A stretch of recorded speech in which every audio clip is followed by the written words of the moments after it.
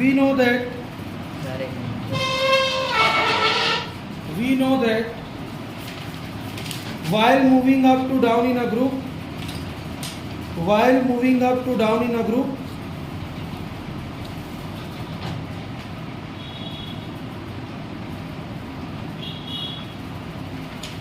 while moving up to down in a group,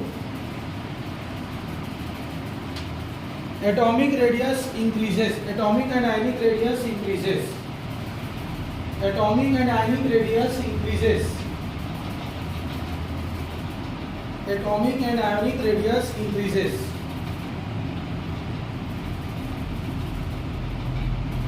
comma, so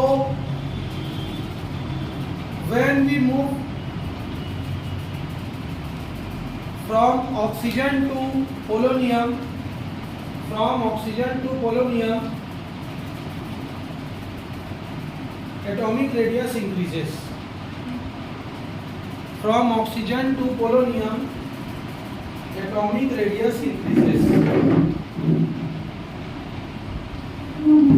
इसका मतलब क्या है? आप जानते हैं कि ग्रुप में ऊपर से नीचे जाते हैं तो एटॉमिक रेडियस क्या होता जाता है?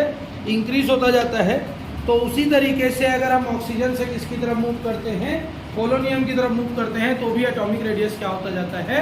इंक्रीज होता जाता है। Next point, ionization energy, ionization energy,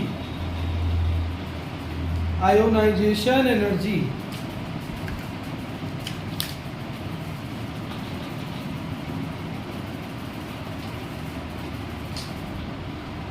ionization energy ऊपर से नीचे जाने पर डिक्रीज होता है कि इंक्रीज होता है? डिक्रीज होता है, क्योंकि सेल का साइज क्या हो जाता है? बड़ा हो जाता है। सेल जितना ज़्यादा बड़ा होगा आसानी से इलेक्ट्रॉन को क्या किया जा सकता है? रिमूव किया जा सकता है, बाहर निकाला जा सकता है। तो ऑक्सीजन से जब हम लोग किसकी तरफ जाते हैं? पोलोनियम की तरफ जाते हैं, तो आयनाइजेशन एनर्जी की वैल्यू क्या होती जाती है? डिक्रीज। तो लिखो it is decreases while moving up to down in a group, up to down in a group. ज़्यादा टाइम पास नहीं करेंगे, इसमें नहीं आता है उतना कुछ क्वेश्चन।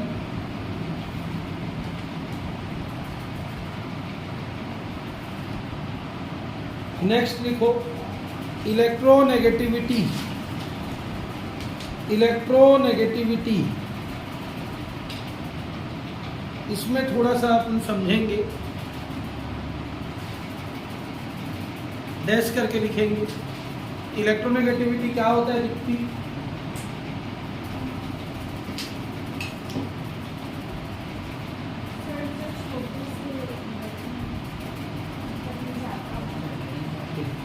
क्या होता है इलेक्ट्रोनेगेटिविटी? बातचीत नहीं करनी।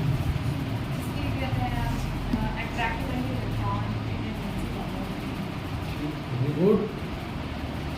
क्या होता है इलेक्ट्रोनेगेटिविटी? कुलदीप, इलेक्ट्रोनेगेटिविटी क्या होता है?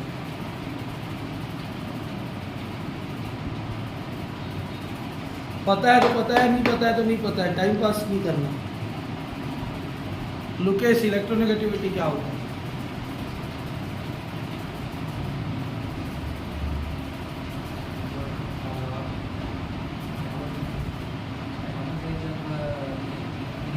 What is electronegativity?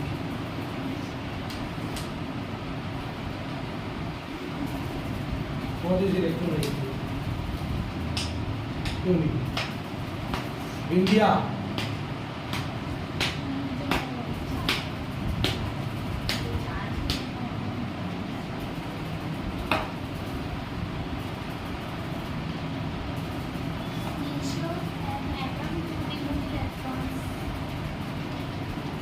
Ionization energy हो गया।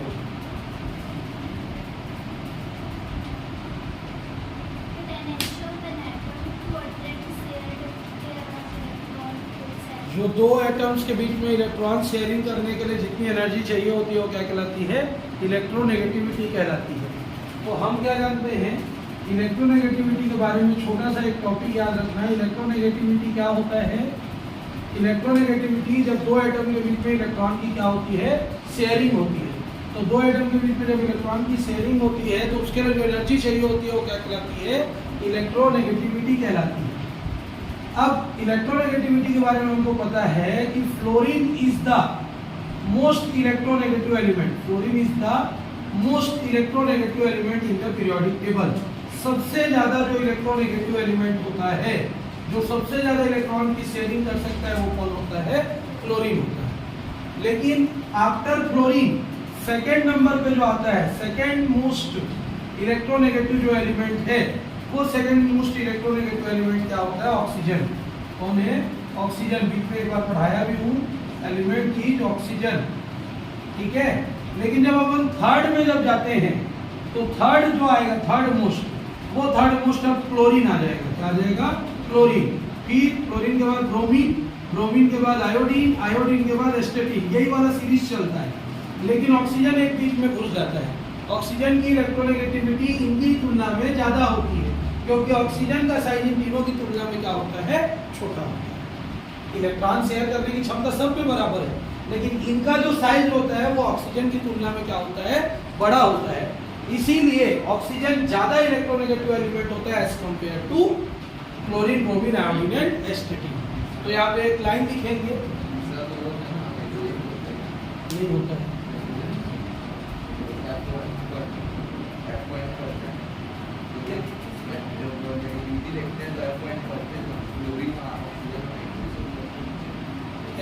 कब पढ़ाया हूँ मैं? तो नहीं पढ़ाया, नहीं वैसा नहीं है। चलो लिखो, वी नो दैट, लिखे हो ना उसमें, we know that oxygen is the second most electronegative element in the periodic table.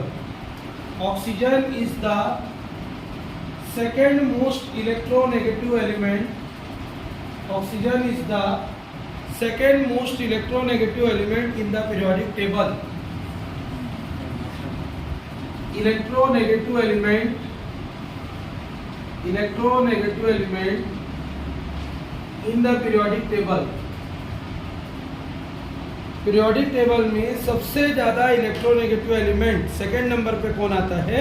Oxygen. But other members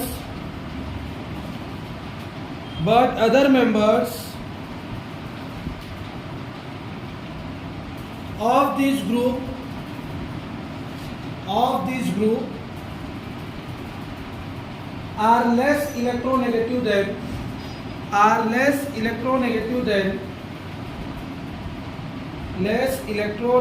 than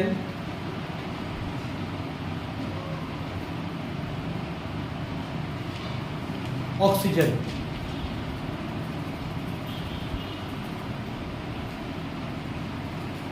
full stop. Next लिखो एलोट्रॉपी। नेक्स्ट टॉपिक क्या लिखेंगे? एलोट्रॉपी। यासिस बताएगा एलोट्रॉपी क्या होता है। अगर एलिमेंट कोई एलिमेंट एक मोर देन वन फॉर्म में पाते हैं थ्री स्टेट, तो उसको क्या बोलते हैं? एलोट्रॉप्स। उसकी प्रॉपर्टी क्या कहलाती है? एलोट्रॉपी। अगर कोई सा भी एलिमेंट फ्री या प्योर स्टेट में एक से ज्यादा फॉर्म में पाया जाता है, मोर देन वन फॉर्म में एग्जिस्ट करता है, तो उसको हम क्या बोलते हैं? एलोट्रॉप्स। उसकी प्रॉपर्टी क्या कहलाती है? एलोट्रॉपी। तो डैश करके लिखो, oxygen has two allotropes. Oxygen has two allotropes. Oxygen के कितने एलोट्रॉप्स होते हैं? 2 एलोट्रॉप्स होते हैं। पहला डाइऑक्सीजन, ऑक्सीजन के 2 एलोट्रॉप्स होते हैं। पहला डाइऑक्सीजन ब्रैकेट में O2 और दूसरा ओजोन ब्रैकेट में O3। ऑक्सीजन के कितने एलोट्रॉप्स होते हैं? 2 एलोट्रॉप्स होते हैं, डाइऑक्सीजन और ओजोन। Full stop. नीचे लाइन से लिखो, sulphur has many allotropes. Sulphur has many allotropes. Sulphur के बहुत सारे एलोट्रॉप्स होते हैं, काउंटिंग नहीं है 7, लेकिन अपन मैनी लिख के उसको लिखेंगे। Alpha, beta, gamma, milk of sulphur. सब में सल्फर सल्फर जोड़ते जाना ना, alpha sulphur, beta sulphur, gamma sulphur, milk of sulphur, ठीक है। ये सारे हैं इसके। Colloidal sulphur, lambda sulphur, colloidal sulphur,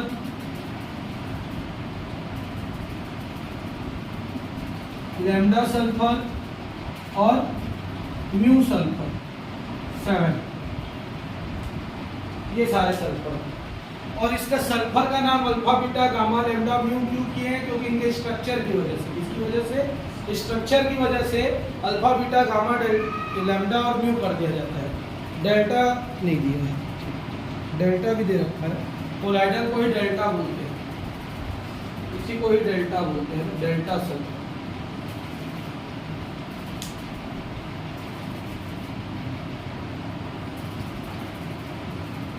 हो गया यहाँ तक? नोट किए? ये सब डिटेल में बाद में पढ़ना है अपने को। थर्ड आ जाते हैं अपन, सेलेनियम हैज 2 एलोट्रॉप्स। उसी में आगे सेलेनियम हैज 2 एलोट्रॉप्स। सेलेनियम के 2 एलोट्रॉप्स होते हैं। एलोट्रॉप्स, पहला रेड, दूसरा ग्रे। सेलेनियम 2 प्रकार के एलोट्रॉप्स बनाता है, रेड एलोट्रॉप्स और ग्रे एलोट्रॉप्स। बाकी जो एलिमेंट है कौन कौन, टेलुरियम और पोलोनियम के एलोट्रॉप्स नहीं होते हैं, ठीक है, क्योंकि वो मेटल है। मेटल एक ही स्टेट में पाया जाता है, उसका और दूसरा कोई फ्री स्टेट नहीं होता। नॉन मेटल्स के अलग अलग फ्री स्टेट हो सकते हैं, मेटलाइट्स के फ्री स्टेट हो सकते हैं, लेकिन मेटल का नहीं हो सकता, ठीक है। मेटल का नहीं हो सकता, इसलिए वो दोनों के क्या नहीं है, एलोट्रॉप्स नहीं होते हैं, याद रखिएगा। नेक्स्ट लिखो heading, oxidation state. Oxidation state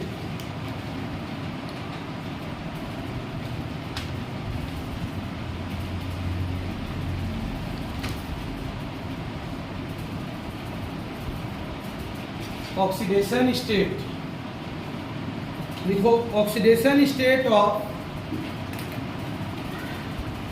अलग बताएंगे ऑक्सीडेशन स्टेट क्या होता है।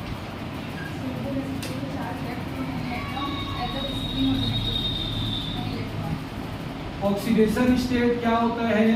अगर कोई सा एटम इलेक्ट्रॉन को क्या करता है, एक्सेप्ट करता है, या इलेक्ट्रॉन को क्या करता है, डोनेट करता है, तो इलेक्ट्रॉन को एक्सेप्ट करने या डोनेट करने के बाद उसके ऊपर जितना चार्ज बच जाता है, क्या किसी एटम के थ्रू इलेक्ट्रॉन को एक्सेप्ट या डोनेट करने के बाद उसके ऊपर जितना चार्ज बच जाता है, वो बचा हुआ चार्ज क्या कहलाता है, ऑक्सीडेशन स्टेट कहलाता है।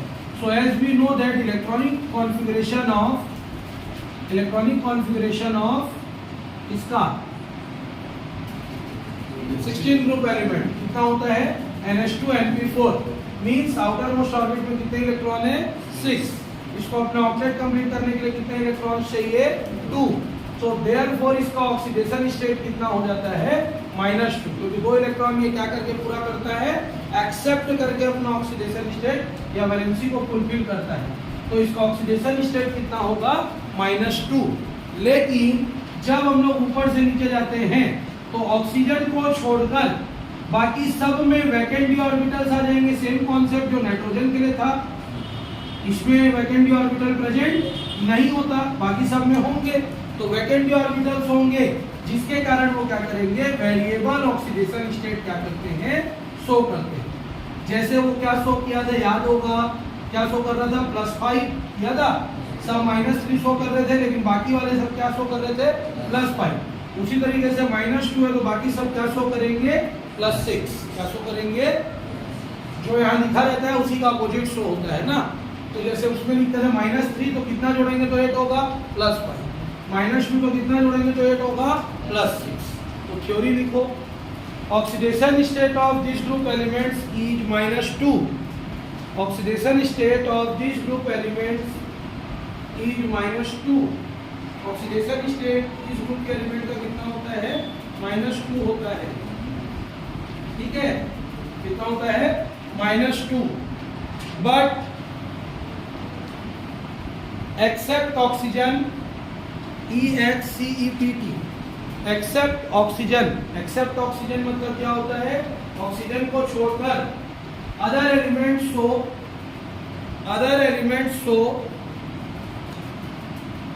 +2 +4 +6 oxidation state, +2 +4 +6 oxidation state. Other elements show +2 +4 +6 oxidation state. Depending upon their valency, depending upon their valency, किस पर निर्भर करती है? उसकी वैलेंसी पर निर्भर करती है। ठीक, कि वो 2 इलेक्ट्रॉन दे के पूरा करेगा कि 2 इलेक्ट्रॉन लेके। पूरी फिजिकल प्रॉपर्टी कंप्लीट। अब हेडिंग दो अपनी कॉपी में केमिकल प्रॉपर्टी, यहां से पेपर में आता है केमिकल प्रॉपर्टी। पहला, reaction with hydrogen, reaction with hydrogen.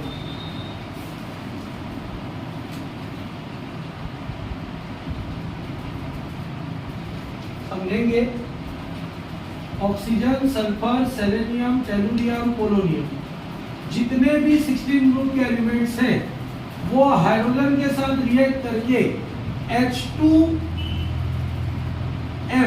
Type का क्या बनाते हैं? हैलाइड, हाइड्राइड बनाते हैं। क्या बनाते हैं? H2M। MS2 नहीं लिखना है, क्या लिखना है? H2M। मतलब H2 अगर ऑक्सीजन के साथ रिएक्ट करके क्या बनेगा? H2O, H2S, H2Se, H2Te और H2PO। क्लियर है? इसका नाम क्या है? वाटर। इसका नाम क्या है? हाइड्रोजन सल्फाइड, सल्फाइड है ना। इसका नाम क्या है? Hydrogen selenide, selenide. इसका नाम क्या है? Hydrogen telluride, telluride. इसका नाम क्या है? हाइड्रोजन,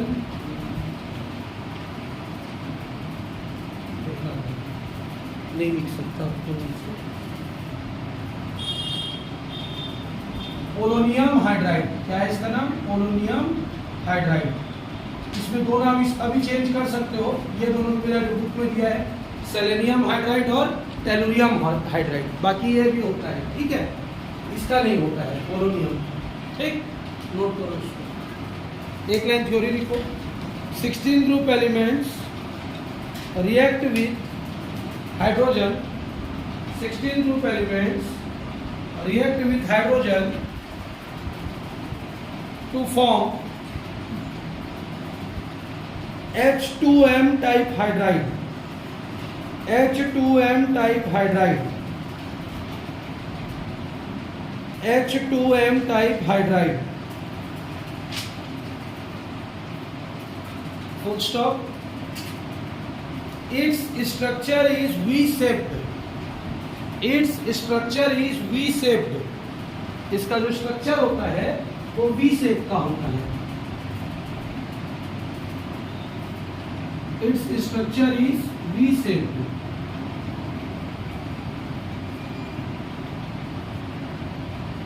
ठीक है. Due to sp3 hybridization.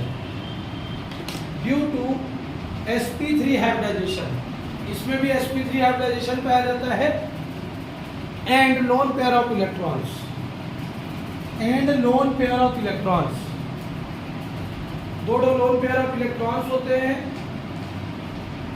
और sp3 hybridization होता है, इसलिए इसका स्ट्रक्चर क्या होता है? V-shaped होता है. फुल स्टॉप करो. पहले अगर ड्राइंग को बनाओ, उसके बाद इसको नोट करो. पहले ड्राइंग को बनाओ.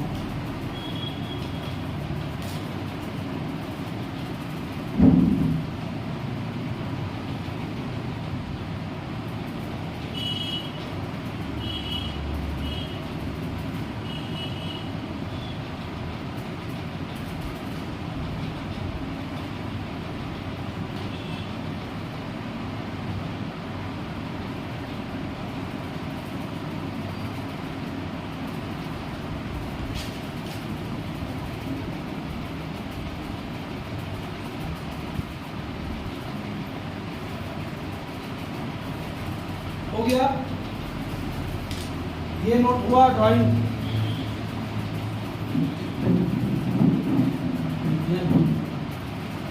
बाकी को भी नोट करो.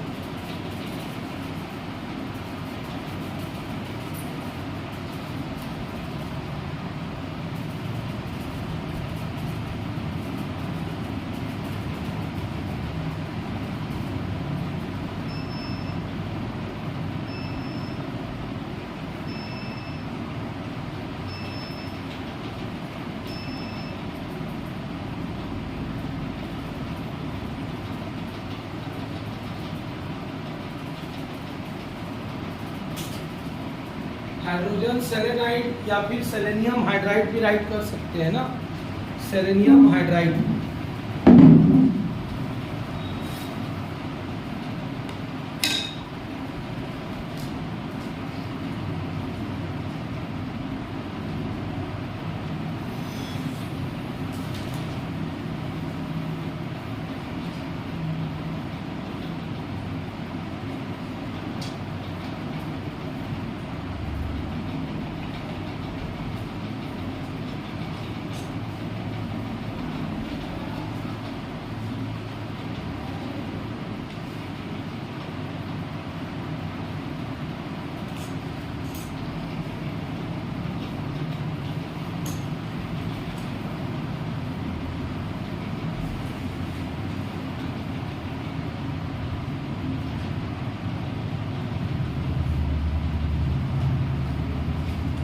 हो गया यहां तक? चलो लिखो, फिजिकल स्टेट ऑफ हाइड्राइड्स, इसी के अंदर ही है इसका physical state, physical state of hydrides.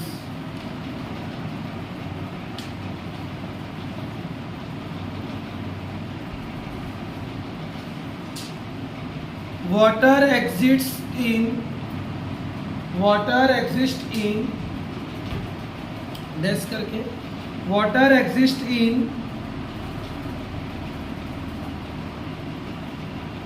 liquid state and contains hydrogen bond. Water exists in liquid state and contains hydrogen bond.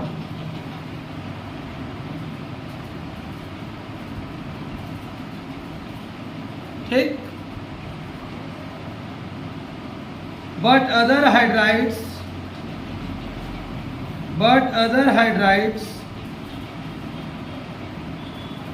exist in solid state. But other hydrides exist in solid state and contains weak van der Waal bond. Van der Waal bond, VANDERWAAL, weak van der Waal bond, VANDERWAAL, weak van der Waal bond। थोड़ा सा week van der Waal bond को समझेंगे। जब दो atom के बीच में attraction होता है या इलेक्ट्रॉन की शेयरिंग होती है और बॉन्ड बनता है तो उसको कोवेलेंट बॉन्ड बोलते हैं। क्या बोलते हैं? Covalent bond. जब आयंस के बीच में इलेक्ट्रॉन की शेयरिंग होती है और बॉन्ड बनता है तो उसको क्या बोलते हैं? Ionic bond. ठीक है। जब दो मेटल्स के बीच में इलेक्ट्रॉन की शेयरिंग होती है या कर्नेल का शेयरिंग होता है और जो बॉन्ड बनता है वो क्या कहलाता है? Metallic bond. ठीक है। लेकिन दो मॉलिक्यूल्स के बीच में जब इलेक्ट्रॉन की शेयरिंग होती है और बॉन्ड बनता है तो क्या कहलाता है? Weak van der Waal bond. फिर से atom atom covalent, ion ion ionic, metal metal metallic. लेकिन मॉलिक्यूल मॉलिक्यूल आ जाएगा। और मॉलिक्यूल क्या होता है? एटम के कॉम्बिनेशन से बनता है। तो जब मॉलिक्यूल्स के बीच में इलेक्ट्रॉन की शेयरिंग होती है तो इलेक्ट्रॉन की शेयरिंग नहीं बोलेंगे। जब मॉलिक्यूल्स आपस में क्या होना चाहते हैं? अटैच होना चाहते हैं, बॉन्ड बनाना चाहते हैं, चिपकना चाहते हैं, तो उनके बीच में जो अट्रैक्शन फोर्स वर्क करता है उस फोर्स को क्या बोलते हैं? Weak van der Waal force. ये बहुत ही कम होता है, ये बहुत ही क्या होता है? कम होता है। एटम एटम के बीच में फोर्स ज़्यादा होता है लेकिन मॉलिक्यूल के बीच में रिपल्सन ज़्यादा हो जाता है। इसी की वजह से ये एकदम थोड़ा ही क्या कर पाते हैं? अटैच हो पाते हैं, इसलिए weak van der Waal bond. और weak van der Waal bond इसलिए बोला जाता है क्योंकि आसानी से इसको क्या किया जा सकता है? ब्रेक किया जा सकता है। ठीक, लिख लिए यहाँ तक, फुल स्टॉप। नेक्स्ट लिखो, thermal stability of hydride. Thermal stability of hydride.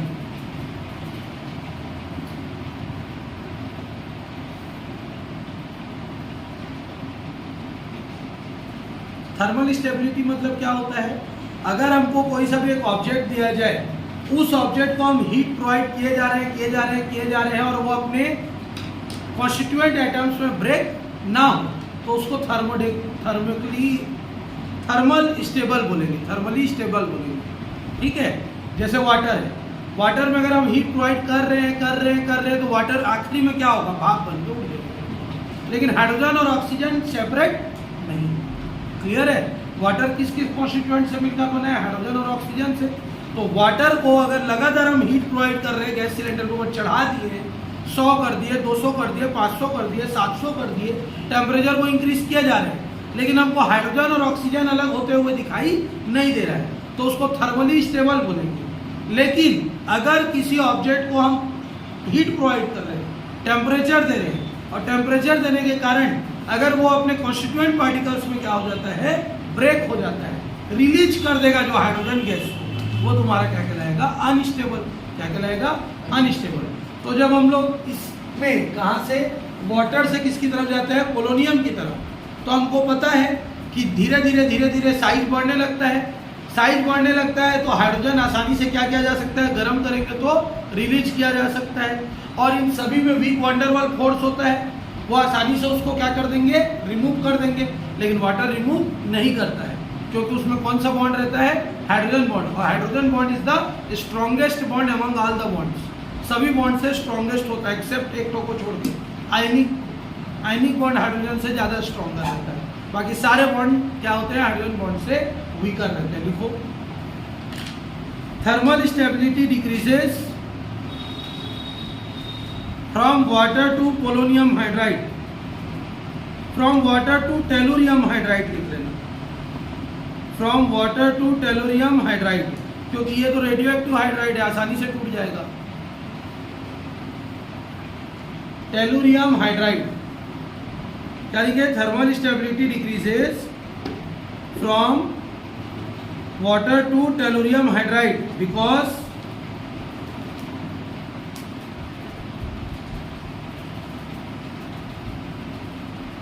size of 16 group element increases.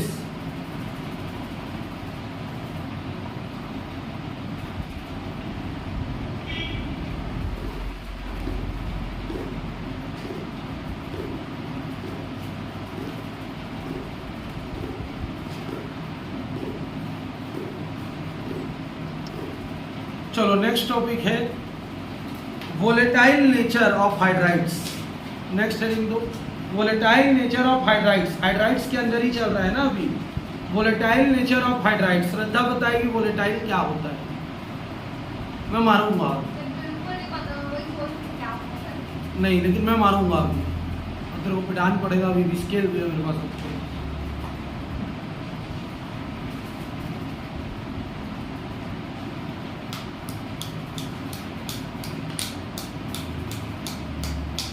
चलो अस्सी बता, वोलेटाइल क्या होता है?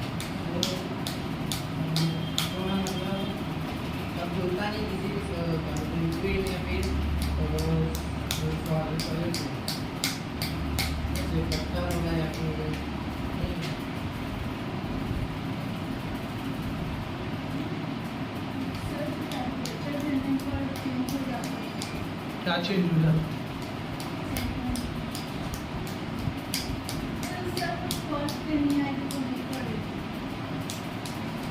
इस चैप्टर में तो इस चैप्टर में पढ़ाएंगे। बहुत बार बता चुका हूं।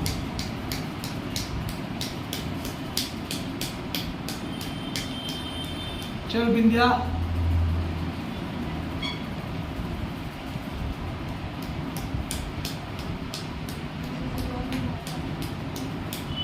सॉल्युबिलिटी होता है, सॉल्युबल, वोलेटाइल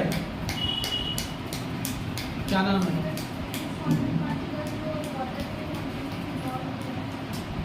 इसको बंद कर देते हैं। All hydrides of group 16 are volatile. All hydrides of group 16 are volatile, मतलब 16 ग्रुप के जितने भी हाइड्राइड्स हैं सब क्या हो सकते हैं? वेपोराइज हो सकते हैं, मतलब सबको वेपर में कन्वर्ट किया जा सकता है।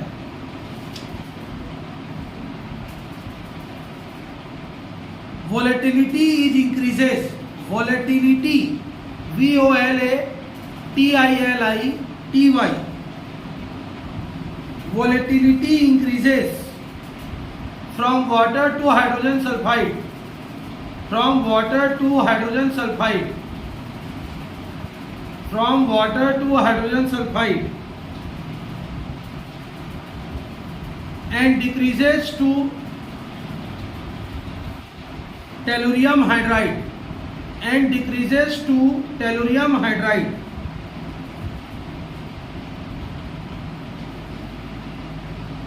and decreases to tellurium hydride। इसका मतलब क्या है? जो वोलेटाइल नेचर है वो वाटर से हाइड्रोजन सल्फाइड तक बढ़ता जाता है, लेकिन हाइड्रोजन सल्फाइड से टेलुरियम हाइड्राइड तक कम होने लगता है, because size increases, atomic size increases. Atomic size किसका बढ़ता जाता है? जो सेंट्रल एलिमेंट है उनका बढ़ता जाता है, जिसकी वजह से उसका वोलेटाइल नेचर खत्म होता जाता है, सिर्फ हाइड्रोजन उड़ जाएगा, वो सब बचता जाएगा मेटल।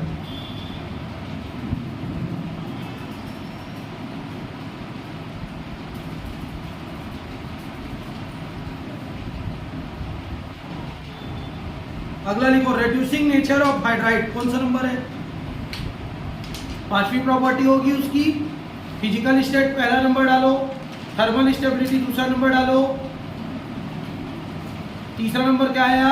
वोलेटिलिटी, चौथा नंबर डालो रेड्यूसिंग नेचर।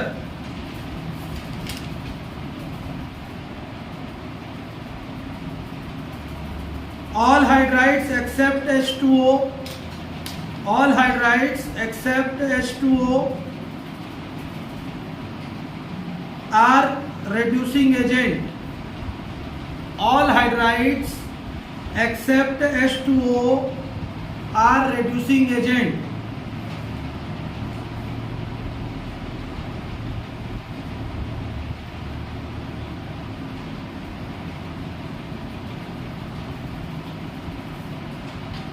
टाइम पास नहीं करूंगा क्योंकि मेरे को विश्वास है नहीं पता होगा रेड्यूसिंग एजेंट क्या होता है। जो ऑक्सीजन को क्या कर सकता है, जिसका ऑक्सीडेशन होता है वो क्या कहलाता है? Reducing agent. ऑक्सीडेशन मतलब एडिशन ऑफ ऑक्सीजन, ठीक है। तो वाटर में पहले से ऑक्सीजन मौजूद है, उसमें और ऑक्सीजन को ऐड नहीं किया जा सकता। जब और ऑक्सीजन को ऐड नहीं किया जा सकता, इसलिए वो क्या नहीं है? ऑक्सीडाइजिंग रेड्यूसिंग एजेंट नहीं है। लेकिन बाकी सभी में क्या है? तुम्हारा ऑक्सीजन अब्सेंस रहता है, तो बाकी सब में हम क्या कर सकते हैं? ऑक्सीजन को ऐड कर सकते हैं in place of hydrogen. In place of hydrogen, hydrogen की जगह में बाकी सब कौन जुड़ सकता है वहां पे? ऑक्सीजन। मतलब दोनों हाइड्रोजन हट जाएगा, SO2 हो जाएगा। दोनों हाइड्रोजन हट जाएगा, SeO2 हो जाएगा। दोनों हाइड्रोजन हट जाएगा, TeO2 हो जाएगा। दोनों हाइड्रोजन हट जाएगा, POO2 हो जाएगा। Polonium oxide, selenium oxide, tellurium oxide, sulphur oxide हो जाएगा। क्लियर है? ठीक है। इसीलिए वो किसकी तरह वर्क करता है? रेड्यूसिंग एजेंट की तरह। नेक्स्ट लिखो, लास्ट प्रॉपर्टी, एसिडिक नेचर।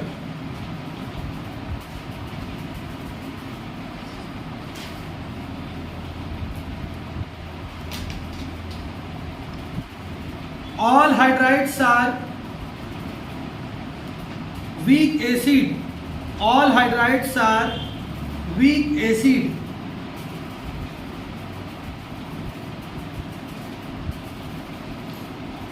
जितने भी हाइड्राइड हैं वो सब क्या है? वीक एसिड है।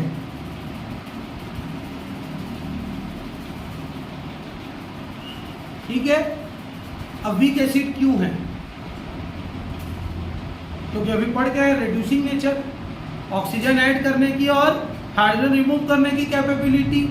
तो सब में हाइड्रोजन रिमूव करने की कैपेबिलिटी क्या होती है? कम होती है। कम होती है, इसलिए क्या होगा? वीक एसिड होंगे। चलो नेक्स्ट हेडिंग दो अपनी कॉपी में।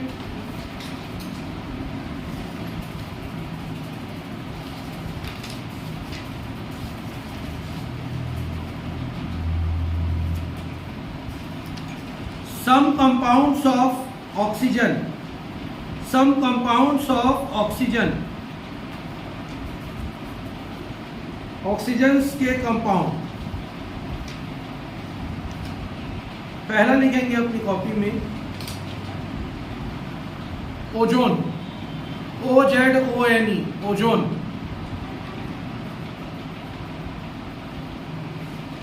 अब थोड़ा सुनेंगे। ओजोन को लैटिन वर्ड या ग्रीक वर्ड ओजो से लिया गया है। ओजोन को लैटिन वर्ड या ग्रीक वर्ड किससे लिया गया है? ओजो, OZO, ओजो। ओजो का मतलब होता है आई स्मेल। क्या होता है? I smell, SMELL। आई मतलब मैं और स्मेल मतलब सूंघना। ठीक है, क्यों ऐसा बोला गया? क्योंकि ओजोन एक ऐसा गैस है जिसमें लगातार गंध निकलती रहती है, लगातार उसमें क्या रहता है? ऑर्डर प्रेजेंट रहता है, और वो ऑर्डर टाइम टू टाइम क्या होता जाता है? चेंज होता जाता है। जैसे हम लोग ऑक्सीजन को इनहेल करते हैं, कोई हमको सुगंध आती है? नहीं आती है। हम लोग ले रहे हैं ना, अभी भी तो ऑक्सीजन को ले रहे हैं, सर्वाइव कर रहे हैं, हमारे शरीर के अंदर ऑक्सीजन जा रहा है, कार्बन डाइऑक्साइड बाहर निकल रहा है, तो क्या ऑक्सीजन लेते रहे हमको कुछ स्मेल आ रहा है? नहीं आ रहा है। लेकिन when we come to the presence of ozone and when we smell it, we have a lot of order in our nose. हमारा नोज बहुत ज़्यादा सेंसिटिव हो जाएगा ओजोन के प्रति। उसका जो गंध रहता है बहुत ज़्यादा स्ट्रांग रहता है। क्या रहता है? स्ट्रांग। अनप्लीजेंट नहीं बोलेंगे, ठीक है, दुर्गंध वाला नहीं बोलेंगे, सुगंधित ही रहता है, ठीक है, प्लीजेंट रहता है, लेकिन स्मेल आएगा जरूर, जैसे परफ्यूम रहता है उसी तरीके से। तो इसका खोज किया था सबसे पहले वैन मॉरम ने। किसने किया था? वैन मॉरम ने। और वैन मॉरम ने ही इसका नाम क्या रखा? सॉरी, स्नोबियन ने इसका नाम क्या रखा? ओजोन रखा। तो लिखो, in 1758 Van Marum, VANMARUM, Van Marum observed a rotten smell, a rotten, सड़ा हुआ smell, a rotten, ROTTEN, rotten smell, comma, when an electric discharge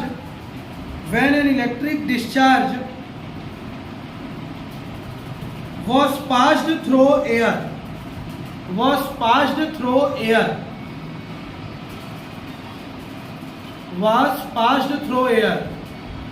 इसका मीनिंग समझ में आया? जब वैन मॉरम ने क्या किया, एक ट्यूब लिया और उस ट्यूब में एयर मतलब होता है ऑक्सीजन गैस, एयर मतलब क्या होता है? Oxygen gas. उस ट्यूब में एयर ऑक्सीजन गैस को फिलअप कर दिया और फिलअप करने के बाद स्पार्किंग किया। इलेक्ट्रिक डिस्चार्ज मतलब स्पार्किंग। स्पार्किंग समझते हैं? दो तार को लेकर चट चट करके जो जलाते नहीं है, आवाज आता है, जो चिंगारी निकलती है, वैसी चिंगारी निकलवाया।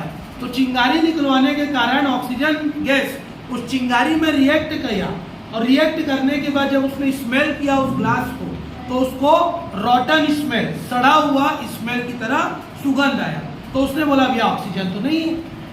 क्यों ऑक्सीजन नहीं है? क्योंकि नॉर्मल गैस अगर ऑक्सीजन को अपन इनहेल करते हैं तो उसमें कोई भी ऑर्डर नहीं होता, लेकिन जैसे डिस्चार्ज किया और डिस्चार्ज करके उस गैस को सूंघा तो उसको क्या लगा? रॉटन ऑर्डर की खुशबू आई। तो उसने ये बोला कि ऑक्सीजन को जब हम लोग डिस्चार्ज करते हैं, इलेक्ट्रिक स्पार्क के प्रेजेंस में लेके आते हैं, तो वो किसी दूसरे गैस में क्या हो जाता है? चेंज हो जाता है, कोई सा नया कंपाउंड बन जाता है। बट क्या कंपाउंड बनता है उसमें उसका नाम, ठीक, हाँ, फुल स्टॉप। इन 1840 हाँ, स्नोबियन, SCHNOBIEN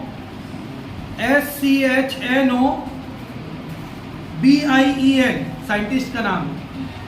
in 1840 स्नोबियन addressed,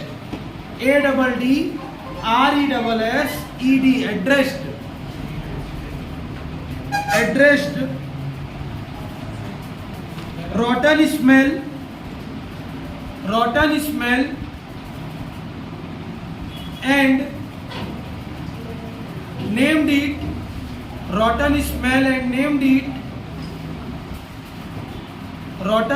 and named it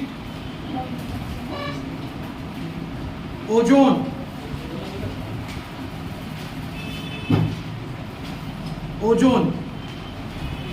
full stop. Ozone is taken from Greek word ozo. Ozone is taken from Greek word ozo, which means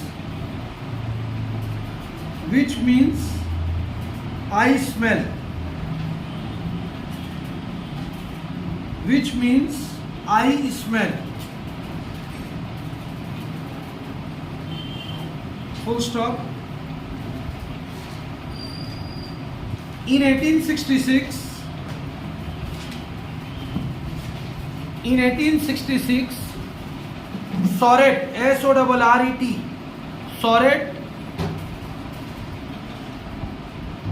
gave a formula for ozone.